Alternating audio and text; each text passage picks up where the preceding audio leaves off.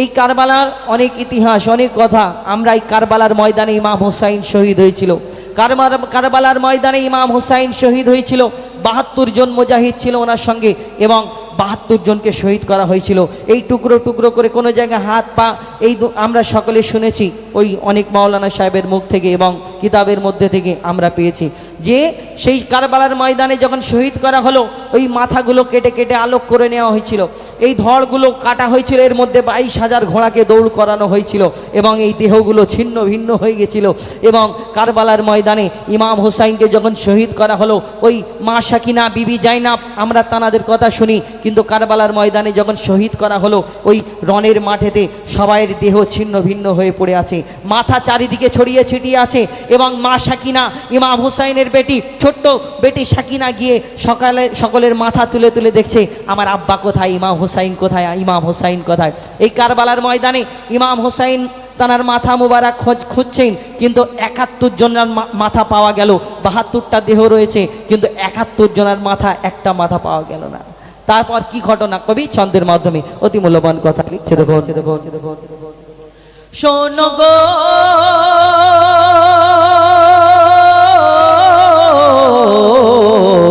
মা সাকিনা কাঁদে পিতা হোসেন মায়ায়, মা সাকিনা কাঁদে পিতা হোসেন মায়ায়, মা সাকিনা কাঁদে পিতা হোসেনের মায়ায়, ওই নিঠুর কারবালায় কাঁদে হায় হায় গো, কাঁদে হায় হায় আর তড়পায় বলে মোর আব্বা কোথায়, ওই নিঠুর কারবালায়, ওই কঠোর কারবালায় মা সাকিনা কাঁদে।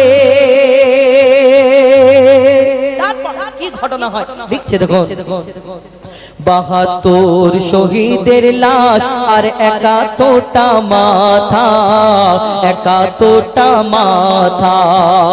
বেটি সাকিনা খুঁজে বেড়ায় কোথায় আমার পিতা, কোথায় আমার পিতা। ৭২ শহীদের লাশ আর ৭১টা মাথা, ৭১টা মাথা।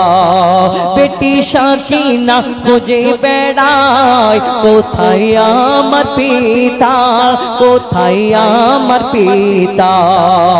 এক মাথা কাটা দেহ থেকে তখনই আওয়াজ আসে গো, তখনই আওয়াজ আসে,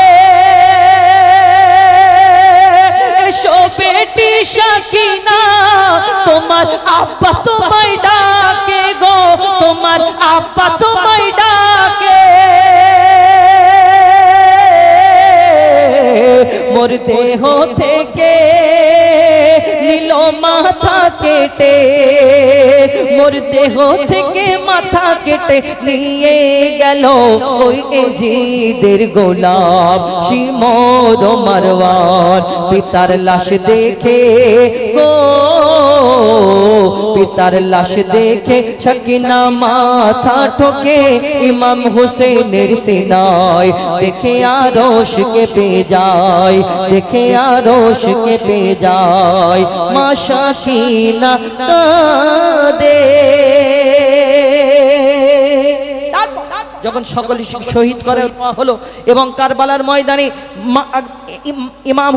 ইমাম হুসাইন তানাদের ঘরের মহিলারা সেখানে এবং তানাদেরকে সেখানে হাজির করানো হচ্ছিল এবং তাদের হাতে বেড়ি দিয়ে গলায় দড়ি দিয়ে টানতে টানতে সেখানে দরবারে হাজির করার জন্য নিয়ে যাচ্ছিল। সেদিন টানতে টানতে নিয়ে যাচ্ছিল এবং সকলকে বলেছিল যে কুফা শহরে যখন পৌঁছালো গিয়ে বলল আমরা একটা ডাকাতের দলকে ধরেছি এবং তাদের মেরে দিয়েছে তাদের ঘরের মহিলারা। তখন সেই শহরের লোকজন কি করলো, বড় বড় পাথর নিয়ে আমার দয়ার নবীর ঘরের মহিলাদেরকে ওই ইট ছুঁড়ে মারলো, কেউ পাথর দিয়ে আঘাত করলো, কেউ গরম পানি দিয়ে তাদের গায়েতে আঘাত করলো। কি ঘটনা হলো কবি ছন্দের মাধ্যমে লিখছে, দেখুন ইমাম হোসেনের বিবি বেটি আর জৈনবদের ধরে, জৈনবদের ধরে। ইমাম হোসেনের বিবি বেটি আর জৈনবদের ধরে, জৈনবদের ধরে। কারবালা থেকে নিয়ে গেল, কারবালা থেকে নিয়ে যাবে এজিদের দরবারে, এজিদের দরবারে। তাদের হাতে বেড়ি গলায় দড়ি দিয়ে এজিদ সেনা টানতে থাকে, এজিদ সেনা টানতে থাকে। ভোকা প্যাসায় অসহায় হোসেনের খানদান কানতে থাকে, হোসেনের খানদান কানতে থাকে। এজিদ সেনা পৌঁছালো যখন কুফা নগরে গো এজিদের দরবারে। আওলাদে নবীদের উপরে সবাই অত্যাচার করে গো, সবাই অত্যাচার করে। গরম পানি ছোড়ে কেহ পাথর মারে, গরম পানি ছোড়ে কেহ পাথর মারে, গরম পানি ছোড়ে পাথর মারে। আঘাত করে শুধু রক্ত ঝরে যায়, শুধু রক্ত ঝরে যায়। এ রক্ত নয় গো, এ রক্ত নয়, এ রক্তের সুগন্ধ ছিল আমার নবীর সারা গায়। দেখে জিদ চমকে যায়, দেখে আরশ কেঁপে যায়। যখন সেখানে পৌঁছে গেল আমার দয়ার নবীর ঘরের মহিলারা, সেখানে তানাদের কাছে তানাদের সঙ্গে আরো কিভাবে নির্মম ভাবে অত্যাচার করা হলো। বেটি সাকিনা ছোট 3 বছরের আমরা জানি, এবং সেই দিন যখন সামনে এসে দাঁড়ালো এবং তিনি বললেন 3 দিন আমরা খানা খাইনি, 3 দিন পানি পান করিনি, ভোকা প্যাসা অবস্থায় আছি। যখন এই কথা বলল তখন ওই এজিদ তার সৈন্যদের হুকুম দিল যে এই বেটি সাকিনা ইমাম হুসাইনের বেটি, তাকে এই সেই খাবার দেওয়া হোক। সেই খাবার অর্থাৎ বড় বড় হোটেলেতে পাওয়া যায়, একটা প্লেটের মধ্যে খাবার রেখে তার উপরে কাপড় ঢাকা দিয়ে, নালে একটা প্লেট চাপা দিয়ে ওয়েটাররা নিয়ে আসে এরকমভাবে। তো সেই খাবারের ইন্তেজাম করা হোক বেটি সাকিনার জন্য। কিন্তু সেই দিন সত্যিকারের কি সেই খাবার দিয়েছিল না ওই প্লেটের মধ্যে করে কি দিয়েছিল আর কি করেছিল, কবি ছন্দের মাধ্যমে লিখছে দেখুন। অহংকারী এজিদ বসে বলে সোনার সিংহাসনে, সোনার সিংহাসনে। তোমাদের মাঝে যে সাকিনা এসো আমার সামনে, এসো আমার সামনে। বেটি সাকিনা মা সাকিনা এগিয়ে এসে বলে আমি হোসেনের বেটি, হোসেনের বেটি। 3 দিন মোরা ভোকা প্যাসায় খাইনি পানি রুটি, খাইনি পানি রুটি। এজিদ বলে নিয়ে এসো সাকিনার তরে শাহী খাবার গো, সাকিনার তরে শাহী খাবার। এক থালার উপর কাপড় ঢেকে রাখে সামনে সাকিনার গো, রাখে সামনে সাকিনার। দেখে থালায় ঢাকা হুসেনের কাটা মাথা। প্লেটের মধ্যে যদি কারোর বাপের ওই মাথা মোবারক, যদি ইমাম হুসাইনের মাথা মোবারক এই প্লেটের মধ্যে করে বেটি সাকিনার সামনে রাখা, কি হয়েছিল তারপর কবি ছন্দের মাধ্যমে লিখছে দেখুন। দেখে থালায় ঢাকা পিতার কাটা মাথা, দেখে থালায় ঢাকা কাটা মাথা। দেখে সাকিনা কেঁদে বেহুশ হয়ে যায়। এই দৃশ্য দেখে গো, এ দৃশ্য দেখে হোসেনের নিথর চোখে অশ্রু ঝরে যায়, দেখে জিদ চমকে যায়, দেখে জিদ চমকে যায়। মা সাকিনা কাঁদে পিতা হোসেনের মায়ায়, মা সাকিনা কাঁদে পিতা হোসেনের মায়ায়, ওই নিঠুর কারবালায় কাঁদে হায় হায় গো, কাঁদে হায় হায় আর তড়পায় বলে মোর আব্বা কোথায়, ওই নিঠুর কারবালায়, ওই কঠোর কারবালায়, ওই নিঠুর কারবালায়। এবার একটি ফরমাইশ গজল বলে তারপর আমাদের ওই ছোট্ট বাচ্চা তার কণ্ঠ থেকে শুনবেন, আবার বাড়ি যাবে। এরপরে ওর কণ্ঠ থেকে দুটো একটি শুনবেন, তারপরে ইনশাল্লাহ আমরা আরও কিছু গজল শোনানোর চেষ্টা করব ইনশাল্লাহ। তো দিল্লি কি বলে, দিল্লি কলকাতা, কলকাতা মুম্বাই, কলকাতা চেন্নাই, দিল্লি মুম্বাই, কিন্তু ওইটা দিল্লি মুম্বাই কলকাতা চেন্নাই। তো পরিবেশন করে শোনাবো, এটা বাচ্চাদের খুব প্রিয় গজল।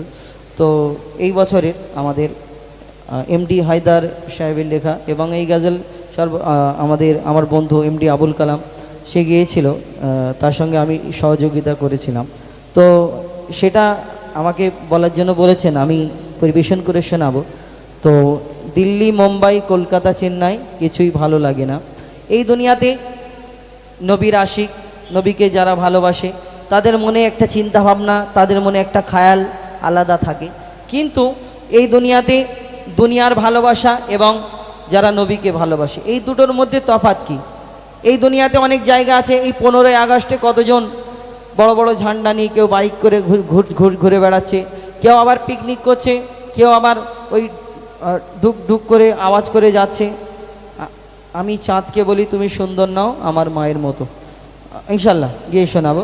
তো এই দুনিয়ার ভালোবাসা, দুনিয়ার জমিনে চিন্তা ভাবনা থাকে এইখানে যাব, দীঘায় যাব, গোয়ায় যাব। কিন্তু যারা নবীকে ভালোবাসে, এক নবীজির আশিক, তার মনের কথা, মনের আশা কি কবি ছন্দের মাধ্যমে লিখছে। দেখুন, দিল্লি মুম্বাই কলকাতা চেন্নাই, দিল্লি মুম্বাই কলকাতা চেন্নাই কিছুই ভালো লাগে না, দিল্লি মুম্বাই কলকাতা চেন্নাই কিছুই ভালো লাগে না, দিল্লি মুম্বাই কলকাতা চেন্নাই কিছুই ভালো লাগে না। এই ভারত হতে, এই জায়গাটার নাম কি? বেড়াবেড়িয়া। দিল্লি মুম্বাই কলকাতা চেন্নাই কিছুই ভালো লাগে না, দিল্লি মুম্বাই কলকাতা চেন্নাই কিছুই ভালো লাগে না।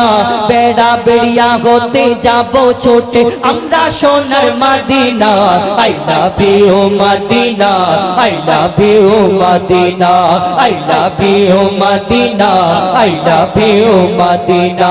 দিল্লি মুম্বাই কলকাতা চেন্নাই কিছুই ভালো লাগে না, দিল্লি মুম্বাই কলকাতা চেন্নাই কিছুই ভালো লাগে না।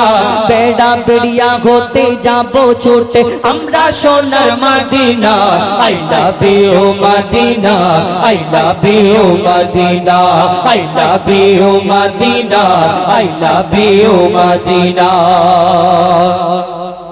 তোমায় যে না বাসবে ভালো অন্তর জানি তার কালো, তোমায় যে না বাসবে ভালো অন্তর জানি তার কালো, তোমার ইশকে যে জন ডুবে সে মন হয় নূরে আলো।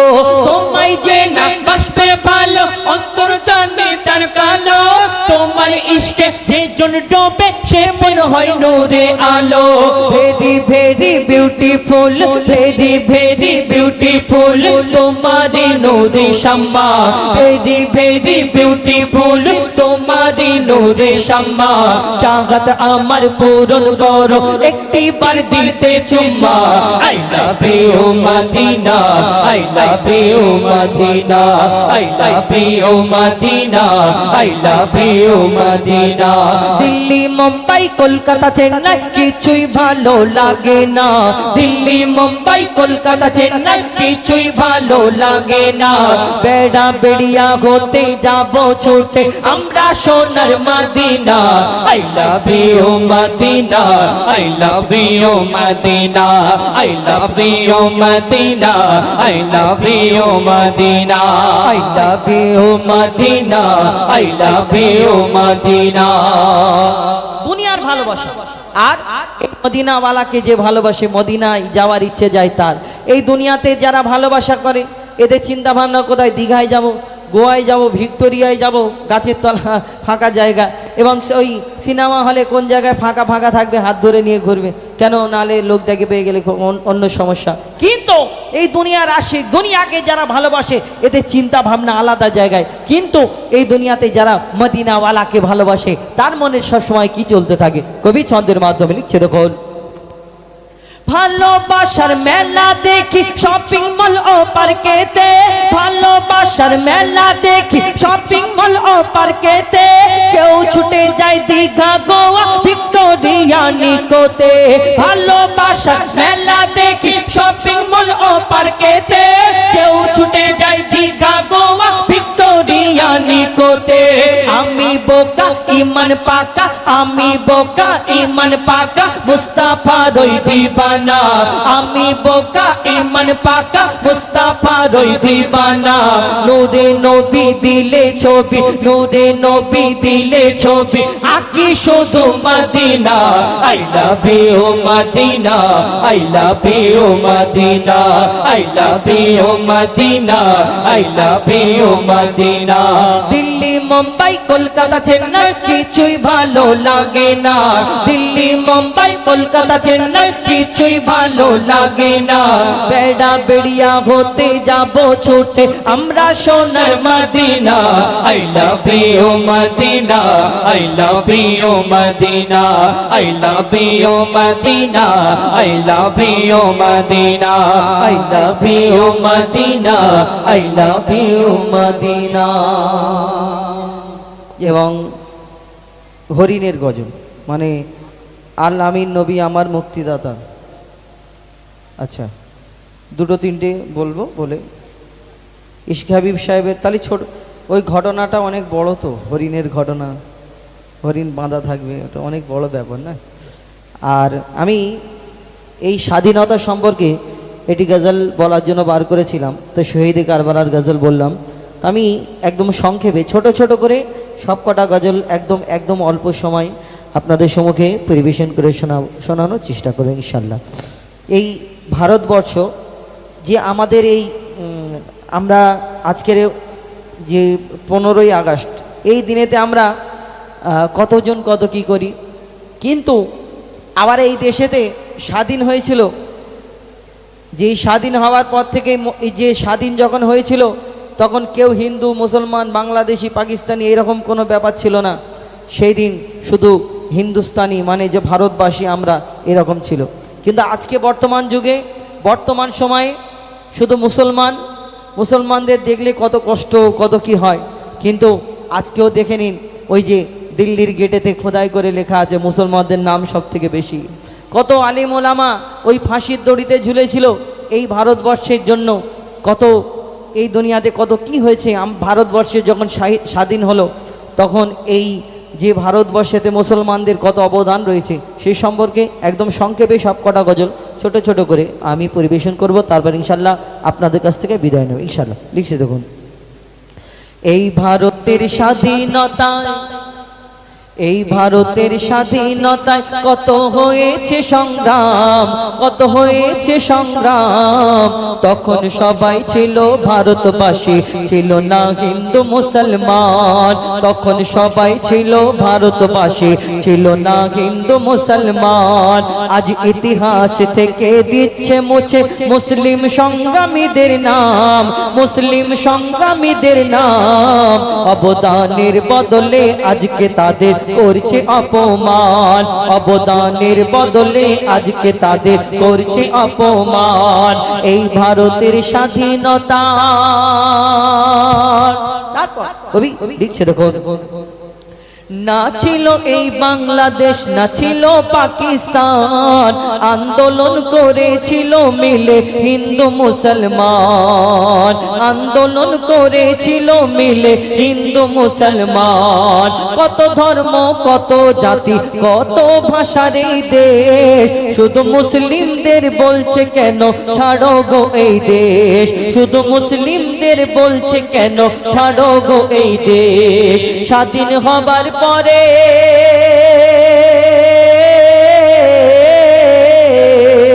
স্বাধীন হওয়ার পরে, স্বাধীন হওয়ার পরে ভারত ছেড়ে আলোক হলো পাকিস্তান, স্বাধীন হওয়ার পরে ভারত ছেড়ে আলোক হলো পাকিস্তান। তবুও ভারত ছেড়ে গেল না মোদের মতো মুসলমান, তবুও ভারত ছেড়ে গেল না মোদের মতো মুসলমান। মোদের পূর্বপুরুষ ভালো মানুষ ছিল, দেশের মাটির টান ছিল, দেশের মাটির টান। ভারত মায়ের ঋণ শোধাতে চায়নি পাকিস্তান। এই ভারতের স্বাধীনতায় কত হয়েছে সংগ্রাম, কত হয়েছে সংগ্রাম। তখন সবাই ছিল ভারতবাসী, ছিল না হিন্দু মুসলমান। তখন সবাই ছিল ভারতবাসী, ছিল না হিন্দু মুসলমান। কত মুসলমানের অবদান, কত মুসলমানের, আজকে কোন মুসলমানের দাম নেই এই ভারতবর্ষের বুকে। সেই সম্পর্কে লিখছে দেখুন, মুসলমানের অবদানের কথা কি আর করি বয়ান, চেপে রাখা ইতিহাসে মুছে যাওয়া দেখো নাম। মুসলমানের অবদানের কথা কি আর করি বয়ান, চেপে